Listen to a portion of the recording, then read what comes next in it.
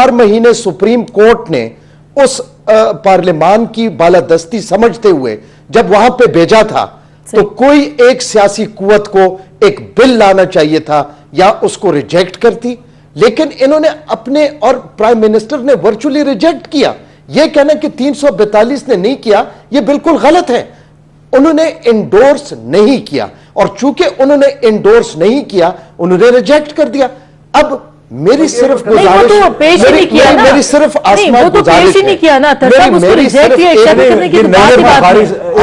नैयर बुखारी साहब को मैं करेक्ट कर दूं, वो बिल जो है वो असेंबली की प्रॉपर्टी था जब वो स्टैंडिंग कमेटी ने पास की रिपोर्ट की सूरत में, और वहां पर मैंने खुद इतराज किया था खड़े होकर कि क्लियर किया जाए कि किस तरह वापस हुआ है। तो वहां पे इनके वजीर पार्लिमानी अमूर ने कहा था कि अक्सरियत की राय देखते हुए वजीर आजम ने उसको विड्रॉ कर लिया। मैं सिर्फ आखिर में एक बात कहूंगा, अदलिया ने रास्ते बंद कर दिए साजिशों की 31 जुलाई के फैसले से। ठीक है, मैं आखिरी बात मैं आप कंप्लीट कीजिए, फिर मैं नैयर साहब से वकला और पाकिस्तान की आवाम किसी और ताले आजमा को बर्दाश्त नहीं करती।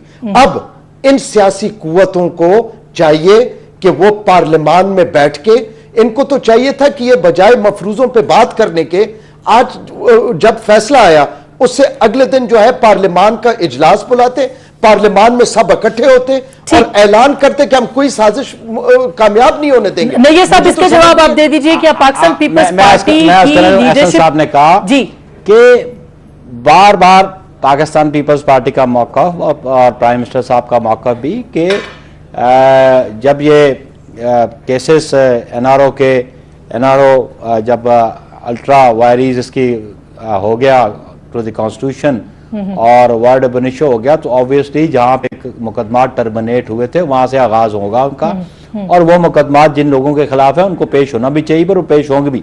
अगर पाकिस्तान पीपल्स पार्टी से तल्लुक़ रखने वाले कुछ वज़रा को या कुछ और लोगों के खिलाफ हैं तो वो ऑब्वियसली वो फेस करेंगे और वहां से शुरू होंगे। और पाकिस्तान पीपल्स पार्टी की क़यादत 8 साल कैद में रही, बिला वजह कैद पे रही, तब नहीं घबराई, कैद से जेलों से नहीं घबराए। अब भी हम मुकदमात से हम घबराते नहीं हैं। और मैं ये अर्ज कर दूं कि जो फिर उन्होंने कहा कि पार्लियामान ने उसको रिजेक्ट किया, हमने विड्रॉ कर लिया जब, तो रिजेक्शन की तो बात ही नहीं थी। हम बिलीव करते हैं कि ठीक है, उन मुकदमात को ट्रायल कोर्ट्स में जाना चाहिए और वो फेस करेंगे इसको। बहुत बहुत शुक्रिया नैयर बुखारी साहब, एहसन इकबाल साहब और अतद मिनल्ला साहब।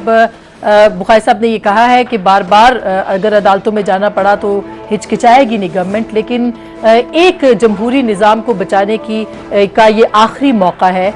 इस मौके से तमाम सियासतदानों और जो पॉलिटिकल प्रोसेस के हक में लोग हैं उनको फ़ायदा उठाना चाहिए, ना कि मौका देना चाहिए कि सियासी निज़ाम को खुद सियासतदान कमज़ोर करें। इसके साथ साथ जाहिर है कि अब अवाम भी बाशऊर हैं, वो ये जानते हैं कि अब की बार पॉलिटिकल सिस्टम को बचाने के लिए जो भी करना पड़ेगा, आगे आना पड़ेगा, नाउ और नेवर, और ये सबकी जहन में बात है।